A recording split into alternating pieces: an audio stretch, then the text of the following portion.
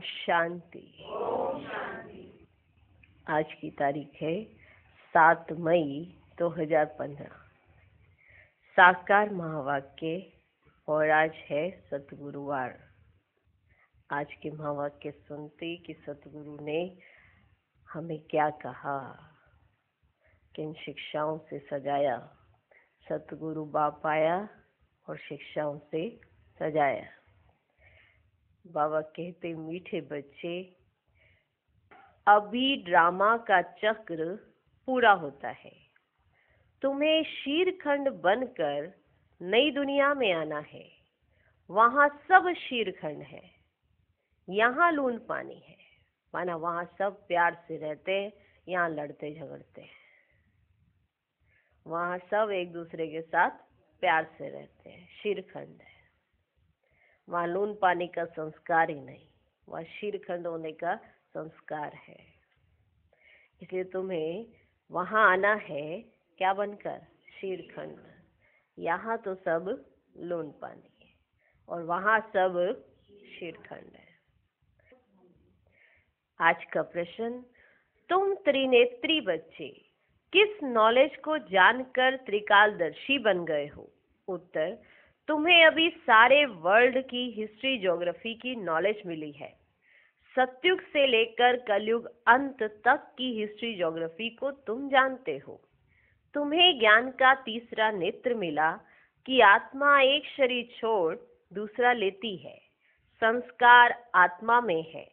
अब आप कहते हैं, बच्चे नाम रूप से न्यारा बनो, अपने को आत्मा अशरीरी समझो।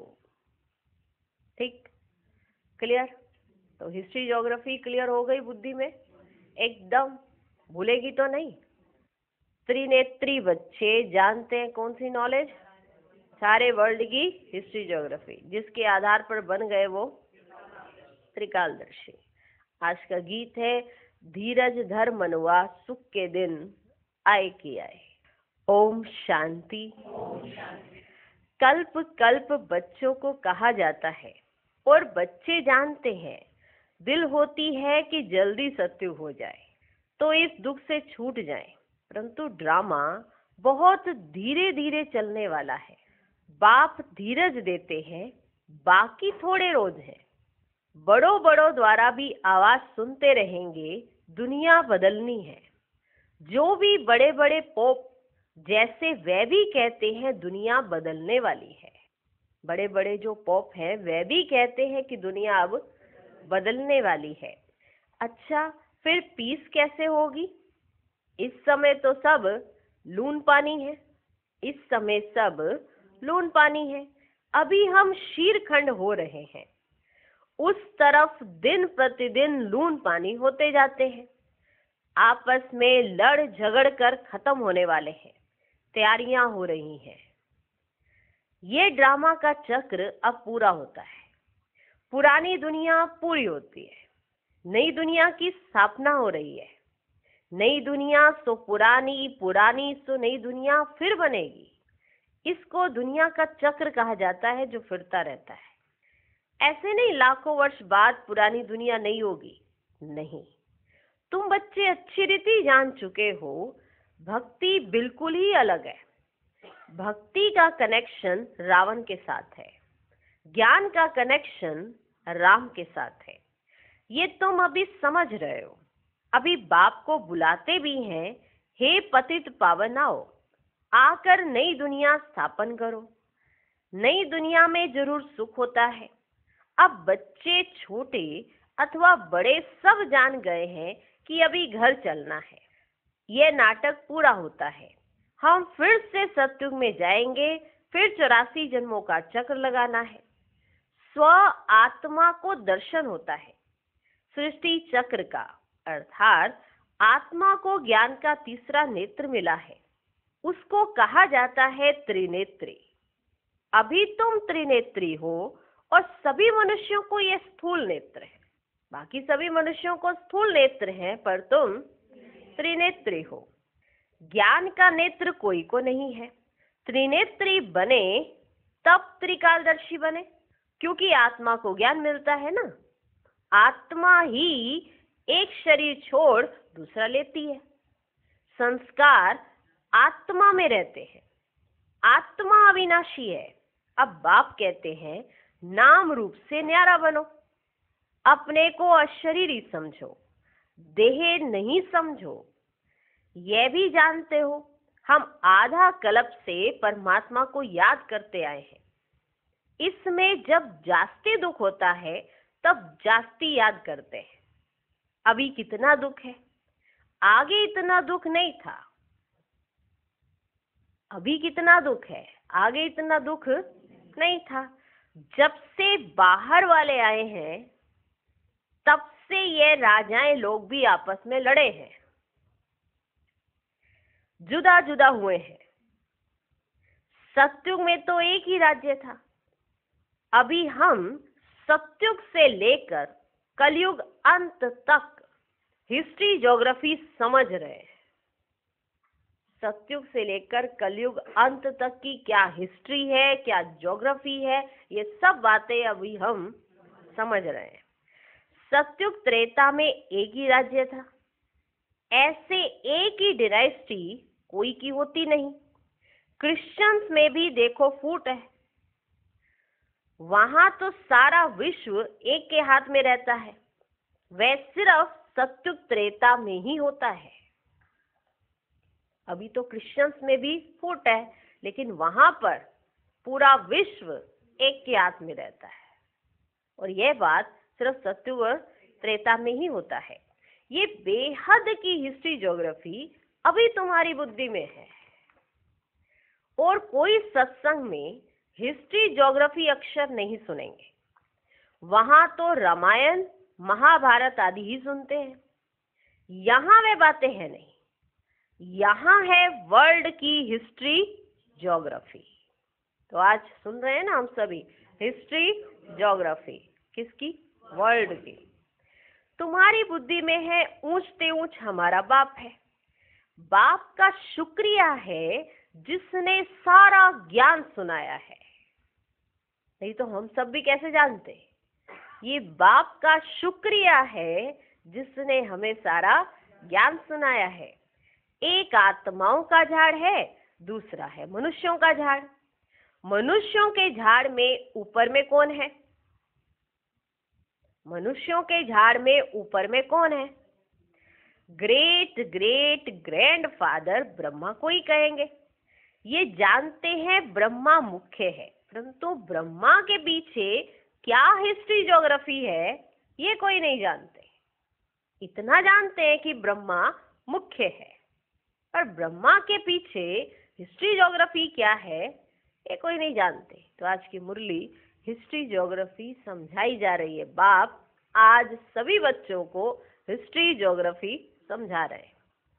अभी तुम्हारी बुद्धि में है ऊंचते ऊंच बाप रहते भी हैं परम धाम में। फिर सूक्ष्म वतन का भी तुमको मालूम है। मनुष्य ही फरिश्ता बनते हैं, इसलिए सूक्ष्म वतन दिखाया है। तुम आत्माएं जाती हो, शरीर तो सूक्ष्म वतन में नहीं जाएगा। जाते कैसे हैं? उनको कहा जाता है तीसरा नेत्र, दिव्य दृष्टि अथवा ध्यान भी कहते हैं। तुम ध्यान में ब्रह्मा विष्णु शंकर को देखते हो। लोग दिखलाते हैं शंकर की आंख खोलने से विनाश हो जाता है।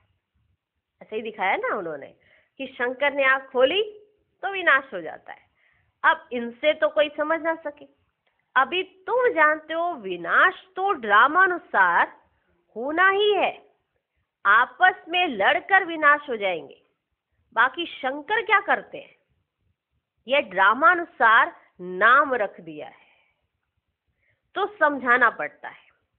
ब्रह्मा विष्णु शंकर तीन है। स्थापना के लिए ब्रह्मा को रखा है, पालना के लिए विष्णु को, विनाश के लिए शंकर को रख दिया है। वास्तव में यह बना बनाया ड्रामा है। इसमें किसी को रखा नहीं गया, यह सब बना बनाया ड्रामा है। शंकर का पार्ट कुछ भी है ही नहीं। ब्रह्मा और विष्णु का पार्ट तो सारे कल्प में है। उनका पार्ट तो सारे कल्प में है। ब्रह्मा सो विष्णु, विष्णु सो ब्रह्मा, तो आ गया ना पूरा कल्प इसके बीच में। ब्रह्मा के भी 84 जन्म पूरे हुए तो विष्णु के भी पूरे हुए। देखो कितनी गुह्य बात है। ब्रह्मा के भी 84 जन्म पूरे हुए तो विष्णु के भी पूरे हुए। शंकर तो जन्म मरण से न्यारा है, इसलिए शिव और शंकर को फिर मिला दिया है। वास्तव में शिव का तो बहुत पार्ट है, पढ़ाते हैं कितना बड़ा पार्ट है। भगवान को कहा जाता है नॉलेजफुल। अगर वह प्रेरणा से कार्य करता तो सृष्टि चक्र का ज्ञान कैसे देता। इसलिए बाप समझाते हैं, बच्चे प्रेरणा की तो कोई बात ही नहीं है, बाप को तो आना पड़ता है। बाप कहते, बच्चे मेरे में सृष्टि चक्र का ज्ञान है, मेरे को ये पाठ मिला हुआ है, इसलिए मुझे ही ज्ञान सागर नॉलेजफुल कहते हैं। नॉलेज किसको कहा जाता है? वह तो जब मिले तब पता पड़े। जब बाप नॉलेजफुल आए, जब वो मिले, तब तो हमें पता पड़े कि नॉलेज किसे कहा जाता है। मिला ही नहीं तो अर्थ का कैसे मालूम पड़े। आगे तुम भी कहते थे ईश्वर प्रेरणा करते हैं, तुम भी कहते थे, जब तुम्हें मिले तब तुम्हें पता पड़ा। आगे तुम भी कहते थे ईश्वर प्रेरणा करते। वह सब कुछ जानते हैं। हम जो पाप करते हैं ईश्वर देखते हैं। बाबा कहते हैं, ये धंधा मैं नहीं करता हूं, ये धंधा मैं नहीं करता हूं। यह तो जैसा कर्म करते हैं उसकी खुद ही सजा भोगते हैं। मैं किसको नहीं देता हूं, मैं किसको सजा नहीं देता हूं, ना कोई प्रेरणा से सजा दूंगा। मैं प्रेरणा से करूं तो जैसे मैंने सजा दी, फिर तो जैसे कि मैंने सजा दी। कोई को कहना कि इनको मारो, अगर मैं किसी को कहूं कि इनको मारो, यह भी तो दोष है। कहने वाला भी फंस पड़े। अगर मैं शंकर जी को कहूं कि इनको मारो सबको, तो मैं भी तो फंस गया। बाबा कहते, कहने वाला भी फंस पड़े। शंकर प्रेरणा दे तो वह भी फंस जाए। बाप कहते, मैं तो तुम बच्चों को सुख देने वाला हूं, तुम मेरी महिमा करते हो बाबा, आकर दुख हरो। मैं थोड़ी दुख देता हूं, मैं थोड़े ही तुमको दुख देता हूं। अब तुम बच्चे बाप के सम्मुख बैठे हो तो कितनी खुशी होती है, और होनी भी चाहिए। कितनी खुशी होती है। अब तुम बच्चे बाप के सम्मुख बैठे हो तो कितनी खुशी होनी चाहिए। यहाँ डायरेक्ट भाषणा आती है। बाबा हमको पढ़ाते हैं, इनको मेला कहा जाता है। सेंटर्स पर तुम जाते हो, वहां कोई आत्माओं परमात्मा का मेला नहीं कहेंगे। जब तुम सेंटर्स पर जाते हो तो वहां कोई आत्मा और परमात्मा का मेला नहीं लगता, मधुबन में लगता है। आत्माओं परमात्मा का मेला यहाँ लगता है, यहाँ माना मधुबन में। ये भी तुम जानते हो मेला लगा हुआ है। बाप बच्चों के बीच में आए हैं। आत्माएं सब यहाँ हैं। आत्मा ही याद करती है कि बाप आए। ये सबसे अच्छा मेला है। जब आप आते हैं और बच्चे मिलते हैं तो यह सबसे अच्छा मेला है। बाप आकर सब आत्माओं को रावण राज्य से छुड़ा देते हैं। ये मेला अच्छा हुआ ना, जिससे मनुष्य पारस बुद्धि बनते हैं। उन मेलों पर तो मनुष्य मैले हो जाते हैं, पैसे बर्बाद करते रहते हैं, मिलता कुछ भी नहीं। उनको मायावी आसुरी मेला कहा जाएगा। यह है ईश्वरीय मेला। रात दिन का फर्क है। वो आसुरी मेला, यह ईश्वरीय मेला। तुम भी आसुरी मेले में थे, तुम भी आसुरी मेले में थे, अभी हो ईश्वरीय मेले में। तुम ही जानते हो बाबा आया हुआ है। सब जान जाएं तो पता नहीं कितनी भीड़ हो जाए। अगर सबको पता पड़ जाए कि भगवान आ गया है तो सोचो कितनी भीड़ हो जाए। इतने मकान आदि रहने के लिए कहाँ से लाएंगे। पिछाड़ी में गाते हैं ना, अहो प्रभु तेरी लीला। कौन सी लीला? सृष्टि के बदलने की लीला, यह है सबसे बड़ी लीला। पुरानी दुनिया खत्म होने से पहले नई दुनिया की स्थापना होती है। इसलिए हमेशा किसको भी समझाओ तो पहले स्थापना, विनाश, फिर पालना कहना है। जब स्थापना पूरी होती है तब फिर विनाश शुरू होता है, फिर पालना होगी। तो तुम बच्चों को यह खुशी रहती है, हम स्वदर्शन चक्रधारी ब्राह्मण हैं, फिर हम चक्रवर्ती राजा बनते हैं। ये कोई को पता ही नहीं। इन देवताओं का राज्य कहाँ गया, नामो निशान गुम हो गया है। देवता के बदले अपने को हिंदू कह देते हैं। हिंदुस्तान में रहने वाले हिंदू हैं। लक्ष्मी नारायण को तो ऐसे कभी नहीं कहेंगे, उन्हों को तो देवता कहा जाता है। तो अब इस मेले में ड्रामा अनुसार तुम आए हो। यह ड्रामा में नूंद है, यह ड्रामा में नूंद है। धीरे धीरे वृद्धि होती रहेगी। तुम्हारा जो कुछ पाठ चल रहा है फिर कल्प बाद चलेगा। यह चक्र फिरता रहता है। फिर रावण राज्य में आसुरी पालना होगी। तुम अभी ईश्वरीय बच्चे बने हो, फिर दैवी बच्चे, फिर क्षत्रिय बनेंगे। तुम जो अपवित्र प्रवृत्ति वाले बन गए थे सो फिर पवित्र प्रवृत्ति वाले बनते हो। है तो यह भी दैवी गुण वाले मनुष्य ना। बाकी इतनी भुजाएं आदि दे दी हैं। विष्णु कौन है ये कोई बता ही ना सके। महालक्ष्मी की भी पूजा करते हैं। जगत अम्बा से कभी धन नहीं मांगते हैं।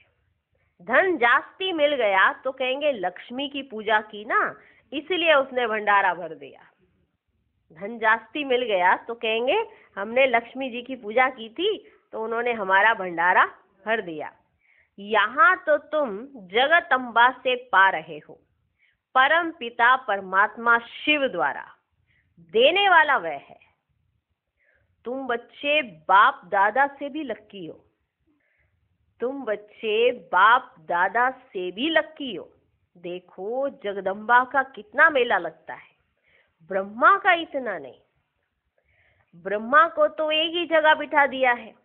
अजमेर में बड़ा मंदिर है। देवियों के मंदिर बहुत है, क्योंकि इस समय तुम्हारी बहुत महिमा है। तुम भारत की सेवा करते हो, पूजा भी तुम्हारी जास्ती होती है। तुम लक्की हो। जगत अम्बा के लिए ऐसे कभी नहीं कहेंगे कि वह सर्वव्यापी है। तुम्हारी महिमा होती रहती है। ब्रह्मा विष्णु शंकर को भी सर्वव्यापी नहीं कहते, मुझे कह देते। कन कन में है, कितनी गलानी करते हैं। देखो तुम्हारी कितनी महिमा करते हैं और मेरे को कह देते हैं कि कन कन में है। मेरी कितनी गलानी करते हैं। तुम्हारी मैं कितनी महिमा बढ़ाता हूँ। भारत माता की जय कहते हैं ना। भारत माता तो तुम हो ना, धरनी नहीं।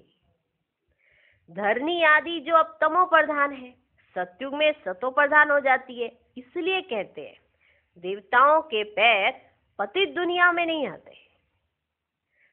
जब सतो प्रधान धरनी होती है तब आते हैं। अभी तुमको सतो प्रधान बनना है। श्रीमत पर चलते बाप को याद करते रहेंगे तो ऊंच पद पाएंगे, ये ख्याल रखना है। याद करेंगे तो भी कर्म विनाश होंगे। श्रीमत मिलती रहती है। सतयुग में तो तुम्हारी आत्मा पवित्र कंचन हो जाती है, तो शरीर भी कंचन मिलता है। आत्मा कंचन तो शरीर भी कंचन मिलता है। सोने में खाद पड़ती है तो फिर जेवर भी ऐसा बनता है। आत्मा झूठी तो शरीर भी झूठा। खाद पड़ने से सोने का मूल्य भी कम हो जाता है। तुम्हारा मूल्य अब कुछ भी नहीं है। खाद पड़ गई है ना, तो इस शरीर का मूल्य अब कुछ भी नहीं है। पहले तुम विश्व के मालिक 24 कैरेट थे, अभी 9 कैरेट कहेंगे। ये बाप बच्चों से रूढ़ियान करते हैं, बच्चों को बैठ बहलाते हैं। जो तुम सुनते सुनते चेंज हो जाते हो। बाबा बच्चों को बहलाते हैं, सत्युग की सीन सिनरियां दिखाते रहते हैं, तो जो तुम सुनते सुनते फिर चेंज हो जाते हो। मनुष्य से देवता बन जाते हो। वहां हीरे जवाहरातों के महल होंगे, स्वर्ग तो फिर क्या। बाबा ऐसे करते होंगे, स्वर्ग तो फिर क्या। वहां के शुभ रस आदि भी तुम पी कर आते हो, वहां के फल ही इतने बड़े बड़े होते हैं। यहाँ का फल पैदा हो तो छोटा सा, आजकल ऐसा हो गया है। वहां के फल ही इतने बड़े बड़े होते हैं, एक ही खा लो पेट भर जाएगा। ऐसा नहीं एक खाया और दिल कर रहा है और दो और दो, या तो एक अच्छा लगे तो 10 और खा लेते हैं। तो वहां के फल तो इतने बड़े बड़े होते हैं, यहाँ तो मिल ना सके। सूक्ष्म वतन में तो कुछ है नहीं, अभी तुम प्रैक्टिकल में जाते हो।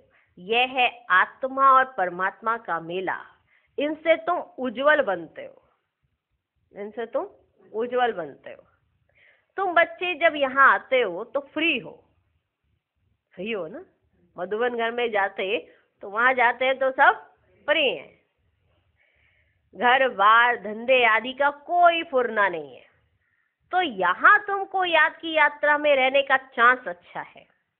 वहां तो घर घाट आदि याद आता रहेगा, यहाँ तो कुछ है ही नहीं। रात को 2 बजे उठकर यहाँ बैठ जाओ। सेंटर्स पर तो रात को तुम जा नहीं सकते, यहाँ तो सहज है।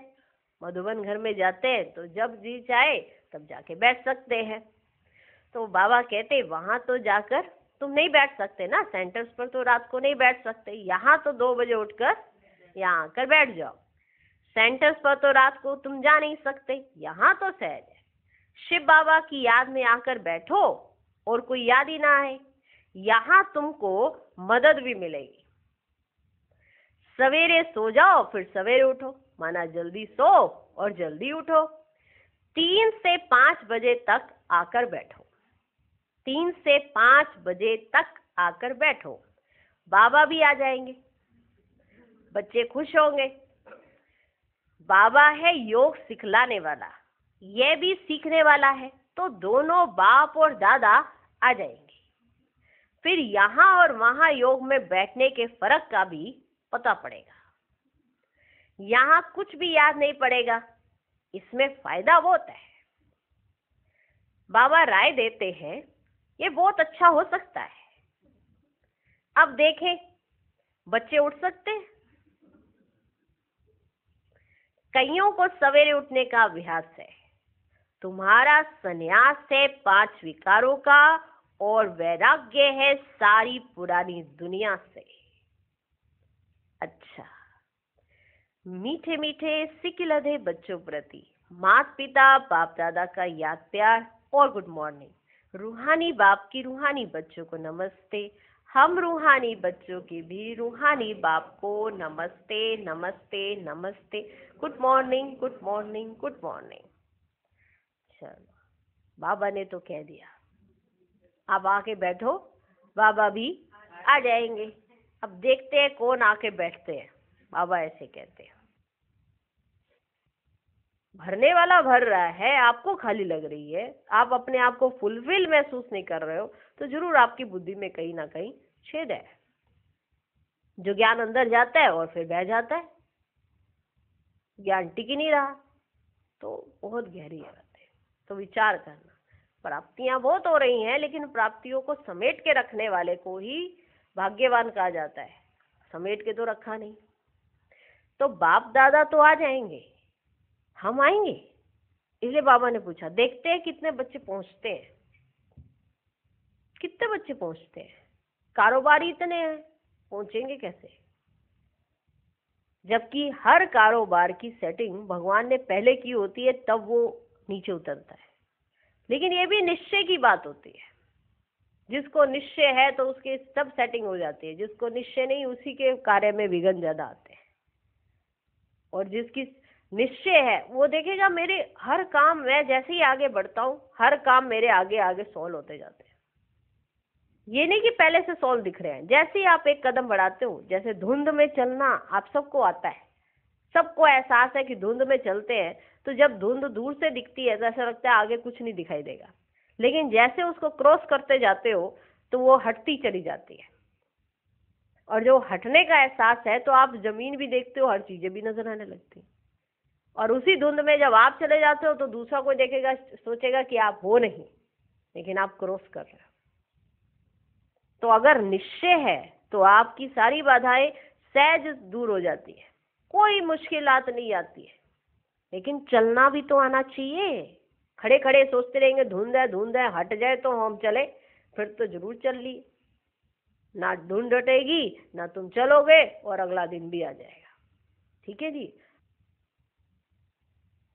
धारणा के लिए मुख्य सार। पहला पॉइंट, अभी सृष्टि बदलने की लीला चल रही है, इसलिए स्वयं को बदलना है, शीरखंड होकर रहना है। दूसरा पॉइंट, सवेरे उठकर एक बाप की याद में बैठना है, उस समय और कोई भी याद ना आए। पुरानी दुनिया से बेहद का वैरागी बन 5 विकारों का संन्यास करना है। आज का वरदान, मनसा संकल्प व वृत्ति द्वारा श्रेष्ठ वाइब्रेशन की खुशबू फैलाने वाले शिव शक्ति कंबाइंड भव।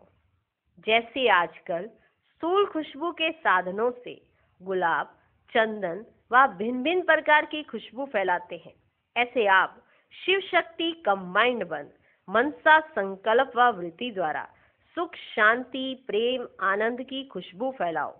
रोज अमृत वेले भिन्न भिन्न श्रेष्ठ वाइब्रेशन के फाउंटेन के मुआफिक आत्माओं के ऊपर गुलाबाशी डालो। सिर्फ संकल्प का ऑटोमेटिक स्विच ऑन करो तो विश्व में जो अशुद्ध वृत्तियों की बदबू है वह समाप्त हो जाएगी। अब आपने अगर किसी ने परफ्यूम लगाया हो तो उसकी खुशबू को आप फैलाते हो या फैल ही रही होती है? ये उसकी वृत्ति है, ये उसकी वृत्ति है खुशबू की, उसने फैलना ही है। ठीक है, ये उसकी वृत्ति है। तो जो संकल्प हम करते हैं ना, जो संकल्प हम करते हैं वो फैलते हैं। अच्छे करते बुरे करते दोनों फैलते हैं। अच्छे करते वातावरण को सतो प्रधान बना रहे, बुरे करते हैं तो वातावरण को दूषित कर रहे हैं। कई कहते हैं हम तो किसी को तंग ही नहीं कर रहे, जो कर रहे हैं हम अपने लिए कर रहे हैं, हमारा पुरुषार्थ नहीं हो पा रहा, हम खुद से ही तंग है, हमारे ही व्यर्थ चलते हैं, तो हम खुद से परेशान हैं। लेकिन उस परेशानी के वाइब्रेशन फैला रहे नहीं फैला रहे। तो जो आपकी वृत्ति में संकल्प चलते हैं, यानी जो भी आपकी वायुमंडल आपने क्रिएट किया है वो आप पे भी तो असर करेगा और फिर चारों तरफ भी असर करेगा। आज का स्लोगन, सुखदाता द्वारा सुख का भंडार प्राप्त होना, यही उनके प्यार की निशानी है। ओम शांति।